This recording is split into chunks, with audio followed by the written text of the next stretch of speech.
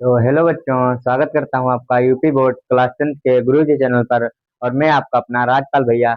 और आपको पढ़ाने जा रहा हूं मैथ, जो कि जिसका चैप्टर नंबर 1 चल रहा है, जिसका नाम है वास्तु संख्या एंड रियल नंबर। तो आपको बता दूं, मैंने इसी यूट्यूब चैनल पर आपके 2 लेक्चर जो है करवा दिए हैं।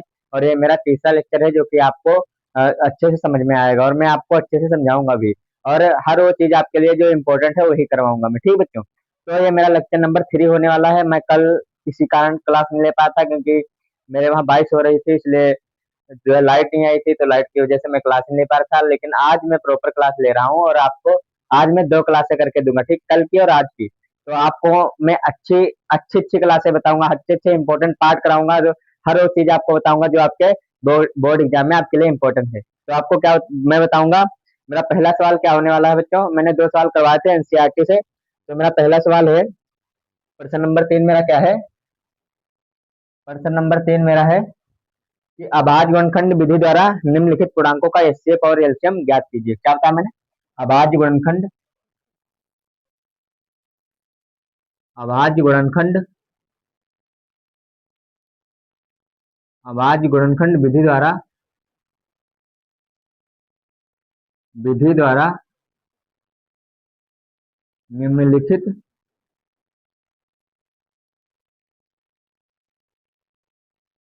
अभाज्य जो है अभाज्य गुणनखंड विधि द्वारा निम्नलिखित पूर्णांकों के निम्नलिखित पूर्णांकों के निम्नलिखित पूर्णांकों निम्नलिखित पूर्णांकों के एचसीएफ व एलसीएम ज्ञात कीजिए। ज्ञात कीजिए क्या है मेरा, कि अभाज्य गुणनखंड विधि द्वारा निम्नलिखित पूर्णांकों के एचसीएफ और एलसीएम ज्ञात कीजिए। तो पहला सवाल मेरा क्या है? पहला सवाल है मेरा 12, 15, 21। क्या है मेरा पहला पहला सवाल है मेरा 12, 15 व 21। आज मैं आपको बहुत इंपॉर्टेंट इंपॉर्टेंट जो है सवाल कराऊंगा, बहुत इंपॉर्टेंट इंपॉर्टेंट क्लास कराऊंगा। दूसरा मेरा क्या है? दूसरा मेरा है 17, 23, 29। क्या है मेरा दूसरा? 17, 23 व 29। ठीक बच्चों, मेरा पहला क्या है? 12, 15 व 21। और दूसरा मेरा है 17, 23 व 29। ठीक बच्चों, तो ये आपको कैसे एचसीएफ और एलसीएम के रूप में बताना है कि इसका जो है आंसर क्या आएगा। तो पहले सवाल में कर रहा हूँ। पहला सवाल में कर रहा हूँ। पहले सवाल का गुणनखंड कितने होंगे? 12 के अभाज्य गुणनखंड, 12 के अभाज्य गुणनखंड, 12 के अभाज्य गुणनखंड बच्चों क्या होंगे? 12 का अभाज्य गुणनखंड ऐसे लिख देता हूँ, 2 गुणे 3, 2 दूना 4, 12। और फिर हमारा हो गया 15 के अभाज्य गुणनखंड, 15 के अभाज्य गुणनखंड। बच्चों मैंने चिन्ह लगा दिया, आप पूरा लिख लीजिएगा। मैं जब पूरा लिखूंगा तो काफी टाइम लग जाएगा। तो मेरा क्या हुआ?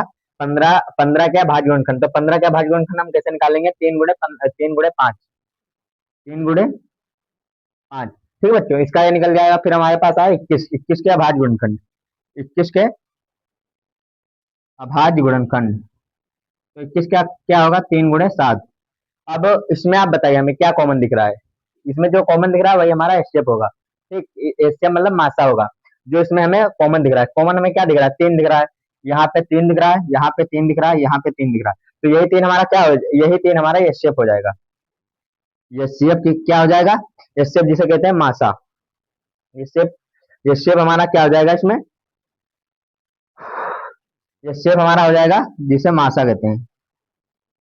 एचसीएफ मेरा हो जाएगा 3। ठीक बच्चों, तो पहला मैंने निकाल लिया है। और अब इसका एलसीएम निकालूंगा। क्या निकालूंगा? एलसीएम। ये एलसीएम जिसे मासा, इसे क्या कहते हैं? मासा। ये मेरा पहला सवाल है जिसे मैं हल कर रहा हूँ। ठीक, तो इसका एलसीएम क्या होगा? 3 गुणे 2 गुणे 2, 3 गुणे 2 गुणे 2, 5 गुणे 7। ठीक बच्चों, तो इसका एलसीएम क्या होगा? एलसीएम इसका क्या होगा? इसका एलसीएम होगा 3, 3 गुणे 2 गुणे 2 गुणे 2 गुणे 5 गुणे 7। तो इसको मैं इंपॉर्टेंट पार्ट, एक चीज मैं आपको इसमें इंपॉर्टेंट बताना चाहता हूँ कि अगर आप सोच रहे हैं कि यहाँ पे 3 ना होता और इन दो संख्याओं में 3 होता, जैसे 15 और 12 में 3 होता, तो आपको मैं बता दूं ये हमारा स्टेप इसमें नहीं निकलता। क्या इसमें हमारा स्टेप नहीं निकलता है। इसमें मैं आपको अभी इंपॉर्टेंट सवाल भी कराऊंगा। क्या बताया मैंने, अगर जो हम 12 के अभाज्य गुणनखंड में देखते तो 3 मिलता हमको, और फिर हम 15 के अभाज्य गुणनखंड में देखते तो 3 हमको मिलता, लेकिन हमारा जो 21 के अभाज्य गुणनखंड में है वो 3 नहीं मिलता। तो उसके लिए हमें तीनों संख्याओं में जो है कॉमन चाहिए, तभी हमारा ये स्टेप निकलेगा, यानी कि मासा निकलेगा। क्या हमें तीनों संख्याओं में क्या चाहिए, हमें तीनों संख्याओं में कॉमन चाहिए, तभी हमारा स्टेप निकलेगा। तो अगर जो इस संख्या में ना होता ना, तो हमारा स्टेप कितना होता है बता दूं आपको, ये स्टेप हमारा 1 होता, क्योंकि कोई संख्या अगर जो ये स्टेप किसी ना किसी संख्या को तो लिखते ही जरूर, तो हम 1 को लिखते हैं, कॉमन हम 1 को मानते हैं, अगर जो इन दो संख्याओं में होता तीसरे में ना होता। इसमें मैं अभी आपको सवाल भी करवाऊंगा, ठीक बच्चों। तो इसका एलसीएम क्या होगा, 3 दूनी 6, 6 दूनी 12, 12 पंचे 60, 7 छंग 7, 60 सत्ते कितना होता है बताइए आप लोग। 60 सत्ते होता है 420। कितना होता है 4 सत्ते, 7 सत्ते होता है हमारा 420। कितना होता है 420। दिस सोल, ये हमारा आंसर आ गया पहले का। ये हमारा पहले का आंसर आ गया, कितने का, पहले का। क्या 12 के अभाज्य गुणनखंड हमने किया तो कैसे निकला, हमारे पास 2 गुणे 3 आया, फिर हमने 15 के अभाज्य गुणनखंड किए तो 3 गुणे 5 आया, फिर 21 के अभाज्य गुणनखंड किए तो 3 गुणे 7 आया, और इसमें हमें 3 संख्या कॉमन मिली, उसे हम एस शेप के रूप में लिखते हैं। ये शेप फिर इसका हम लासा निकालते हैं, यानी कि एलसीएम निकालते हैं, 3 गुणे 2 गुणे 2 गुणे 5 गुणे 7 हो गया। तो एलसीएम इसका कितना हो जाएगा, एलसीएम इसे अगर जो तीन सब संख्याओं को आपस में गुणा करेंगे तो हमारे पास 420 आ जाएगा। कितना आ जाएगा 420।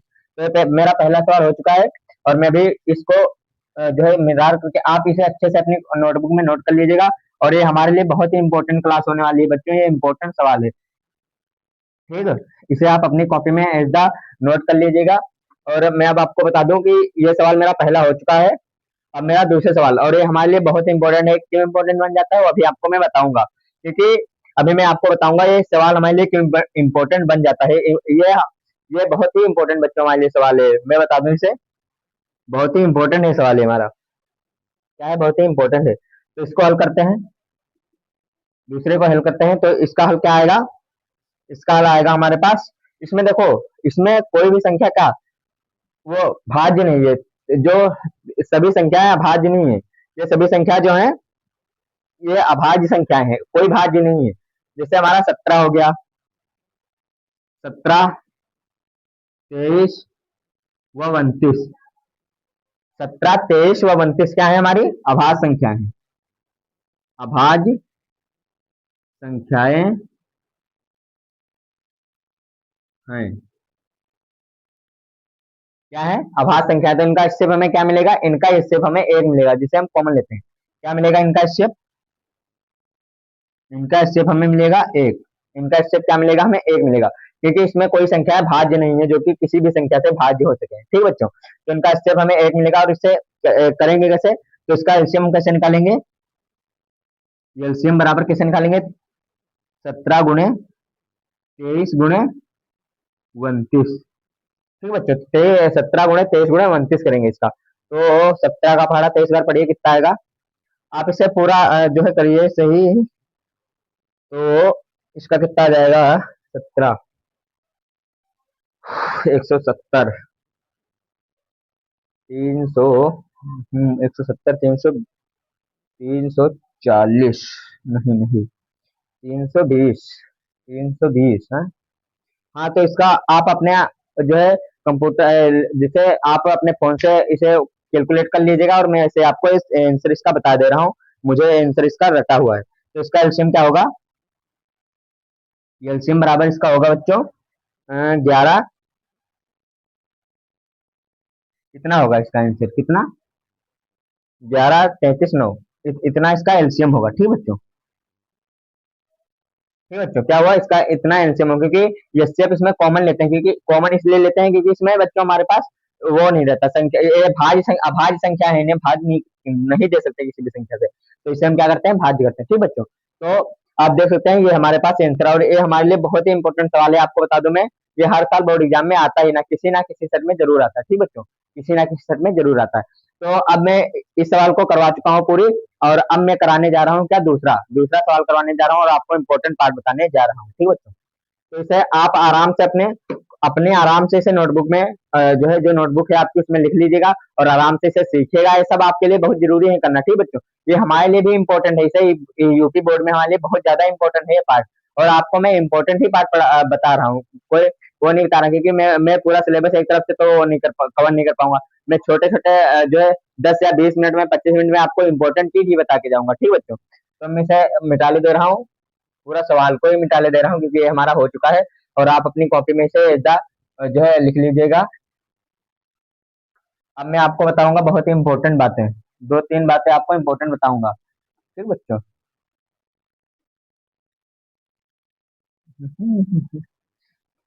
पहला क्या है, क्या क्या क्या दो संख्याओं का एचसीएफ शून्य हो सकता है? क्या बताया मैंने?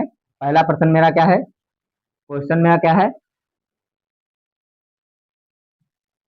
क्या दो संख्याओं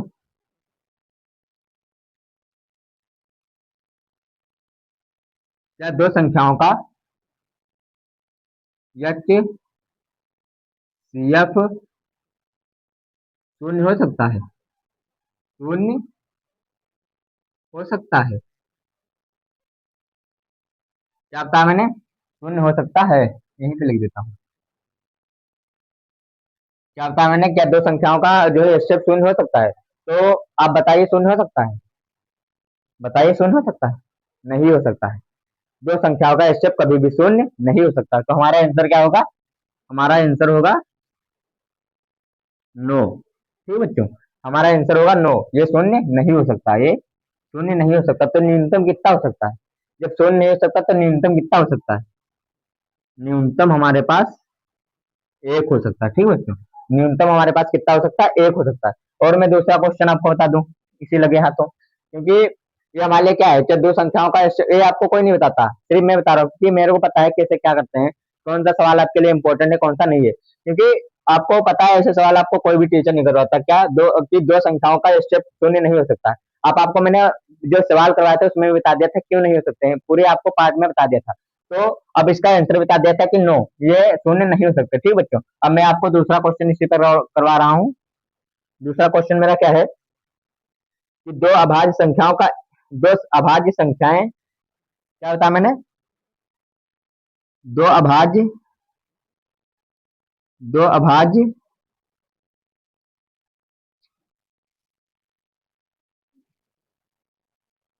दो अभाज्य संख्या संख्याएं ए व दो अभाज्य संख्याएं ए व बी दो अभाज्य संख्याएं ए व बी बी का एचसीएफ बी का एचसीएफ क्या होगा? अभी मैं आपको चार वो दे रहा हूं, क्या होगा, क्या होगा? दो अभाज्य संख्याओं का एचसीएफ क्या होगा? पहला मेरा है, ए नंबर में आपको दे रहा हूं 1, बी नंबर में आपको दे रहा हूं ए, और सी नंबर में दे रहा हूं आपको बी, और डी नंबर मेरा है ए व बी दोनों। तो आप बताइए इसमें से कौन सा ए नंबर सही है, बी नंबर सही, सी नंबर सही, डी नंबर सही? अब बताइए इसमें से कौन सा होगा? आपकी दो संख्याएं दो अभाज्य संख्याएं संख्याओं संख्याएं नहीं होगा, यहाँ पे संख्याओं होगा। क्या बताया मैंने कि दो अभाज्य संख्याओं ए व बी का एचसीएफ क्या होगा, मासा क्या होगा? तो एक होगा एक होगा या ए होगा या बी होगा या ए बी दोनों होगा। अभी आपको इसमें मैं दो बातें बताऊंगा। कितनी बातें बताऊंगा? आपको दो बातें बताऊंगा। कौन सी? दो अभाज्य संख्याओं का एचसीएफ क्या होगा, ए व बी ए व बी होगा, या बी होगा या ए होगा या एक होगा। तो अभी आपको मैं इसमें दो, तो आपको बता दूं, कोई भी अभाज्य संख्या है, कितनी भी जो है हो, तो उनका एचसीएफ हमेशा एक ही होगा, एक ही होगा। तो इसमें मेरा आंसर क्या है? एक। बाकी सब गलत है, बाकी सब गलत है, बाकी सब गलत है। फिर मैं क्या करता हूँ आपको, फिर मैं बता रहा हूँ आपको कि तीसरा मेरा क्या है कि क्या दो अभाज्य संख्याएं जो हमारी हैं ए बी है, उनका एलसीएम क्या होगा? एलसीएम, एचसीएफ नहीं, अब मैं एलसीएम पूछ रहा हूँ। एलसीएम यहीं पे क्या करे दे रहा हूँ, एलसीएम। इसी में आप बताइए क्या होगा। वो पहला वाला सवाल था या दूसरा सवाल है? ये आपके 2027 में आ रहा है।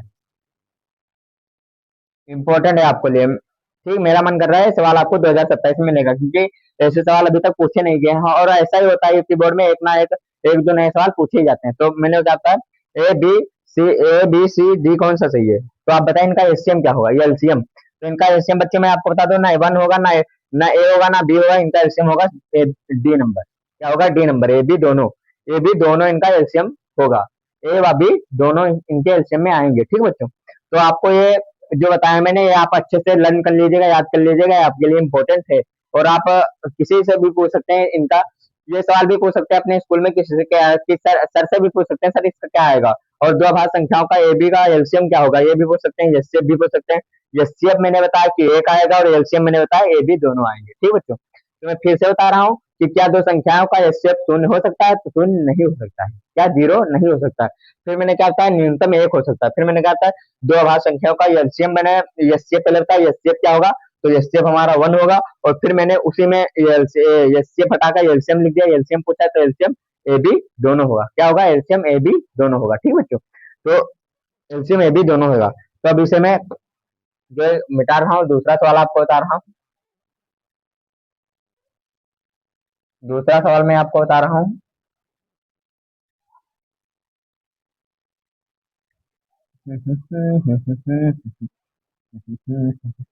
इसे आप नोट कर लीजिएगा। दूसरा सवाल मेरा क्या है, क्वेश्चन नंबर 4। मैं ज्यादा लंबी क्लासें नहीं लेता, इसलिए बच्चों में बीच में बातें नहीं करता, सिर्फ आपको कॉन्सेप्ट समझाता हूँ, बातें बताता हूँ, और अच्छे से पढ़ाता हूँ, क्योंकि आपके लिए पढ़ाई इंपॉर्टेंट है। और पढ़िए, जो है अपना नाम रोशन करिए, अच्छे से नंबर लाइए यूपी बोर्ड में। और आपको विज्ञान और गणित में तो तनी भी टेंशन नहीं लेनी है, क्योंकि मैं आपके साथ खड़ा हूँ। आपको जिस चीज की भी जरूरत होगी, आप कमेंट में बताइए, सर हमें ये समझाइए, ये बताइए, ये कैसे होगा, ये कैसे होगा, हम सब बताएंगे, हर एक चीज बताएंगे आपको। क्या बताया मैंने? चौथा सवाल मेरा क्या है? चौथा सवाल मेरा है, ये सी एफ 306 657। क्या बताया मैंने? एचसीएफ 306/657 9 दिया है। क्या दिया है? 9 दिया है। ठीक, एचसीएफ 306 और 657 का 9 दिया है हमारे पास। कितना दिया है? 9। अब हमें निकालना क्या है इनका? हमें निकालना है एलसीएम। क्या निकालना है? एलसीएम कितने का निकालना है? 306 व 657 का हमें निकालना है एलसीएम। क्या निकालना है? एलसीएम ज्ञात कीजिए, एलसीएम ज्ञात कीजिए, एलसीएम ज्ञात कीजिए। क्या कहा मैंने? एचसीएफ, इनका एचसीएफ कितना है? इसका एचसीएफ है 9। ठीक है बच्चों, और हमें एलसीएम, इसका एलसीएम ज्ञात करना है। एचसीएफ ये दिया है, क्या दिया है हमें? अब आपको हल ही करा रहा हूँ सीधे। और हाँ, आपको एक चीज तो मैं बताना ही भूल गया कि सवाल कौन कौन से ईयर में आया है। ये हमारे लिए काफी इंपॉर्टेंट है, इसलिए मैं करा रहा हूँ, क्योंकि अभी मैं आपको ईयर भी बता सकता हूँ कौन कौन से ईयर में आया है। तो हमारे कौन से, ये कहाँ पे लिख दूँ, यहीं पे लिख रहा हूँ। ये सवाल हमारे लिए वेरी इंपॉर्टेंट, कौन से ईयर में आया है? 2020 में, 22 में, फिर आया 24 में, 25 में, फिर आया 26 में। अब आप समझ सकते हैं कि कितना इंपॉर्टेंट है। हमारे यूपी बोर्ड में सवाल एक ना एक सेट में 7 सेट बनते हैं, किसी ना किसी सेट में पूछा ही गया। 2020 में, 2022 में, 2024 में, 25 में, 26 में, हर दो, 1 2 3 4 5 साल, 20 से लगा करके 6 साल तक, 5 साल में सवाल पूछा गया सिर्फ।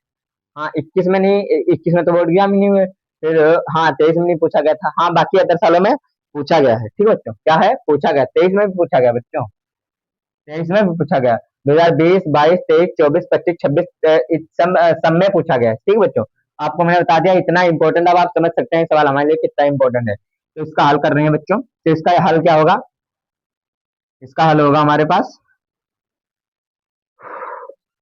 हल हल हल इसमें हमें दिया क्या है? हल का छोड़ो, दिया क्या है? दिया है, दिया है ये सी एफ बराबर 9। पहली संख्या में दी ही, पहली संख्या, पहली संख्या कितनी दी है हमें? 306। दूसरी संख्या, दूसरी संख्या दी है 657। कितनी दी? 657। पहली संख्या में दी है जो है, पहली संख्या दी है 306, दूसरी संख्या दी है 657। क्या दी है? 657। ठीक बच्चों, पहली संख्या में कितनी दी गई है? पहली संख्या में दी गई है 306, दूसरी संख्या दी गई है हमें 657। ठीक बच्चों, तो और आपको मैंने एक फार्मूला बताया था, शायद आपको याद होगा। क्या बताया था मैंने? मैंने आपको एक फार्मूला बताया था, एचसीएफ एलसीएम गुणे, नहीं, एलसीएम नहीं, एचसीएफ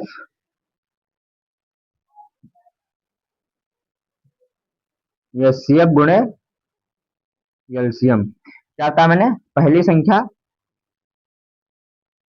पहली संख्या गुणे में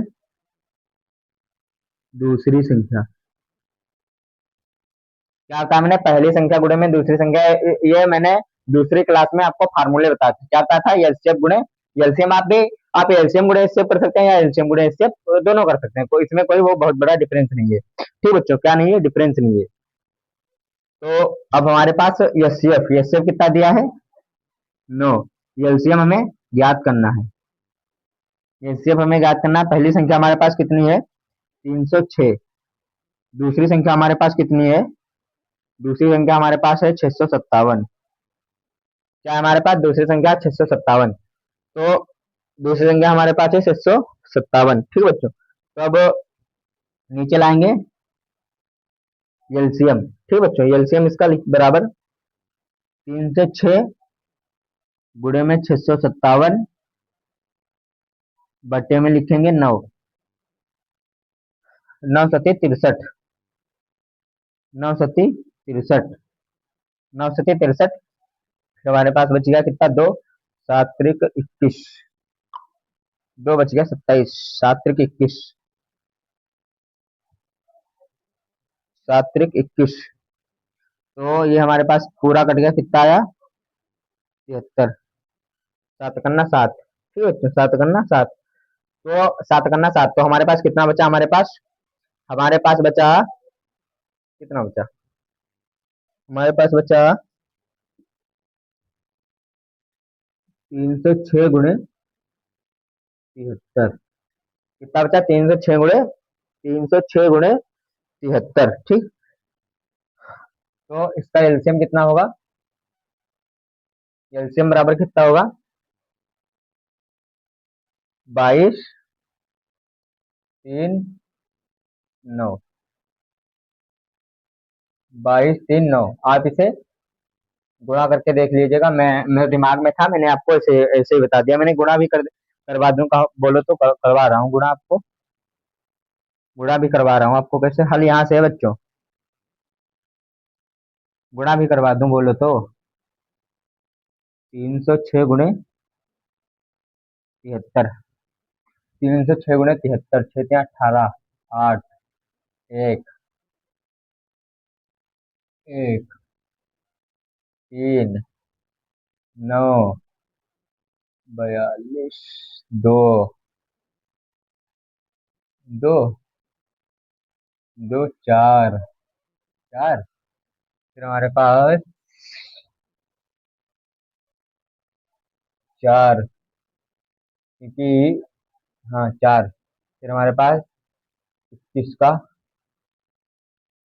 8 5 एक क्या बन गया? चलो छोड़ो, छोड़ो, इतना आ गया। 22 3 22 3 3 9, यानी कि 22 2 2 3 3 9, ये हमारे पास आंसर आ गया। ठीक बच्चों, इसका आप पूरा करके देख लीजिएगा आराम से, और आपका इतना ही आंसर आएगा। तो मैं आशा करता हूँ कि आपको ये क्लास समझ में आई होगी, अच्छे से आपने सीखा होगा।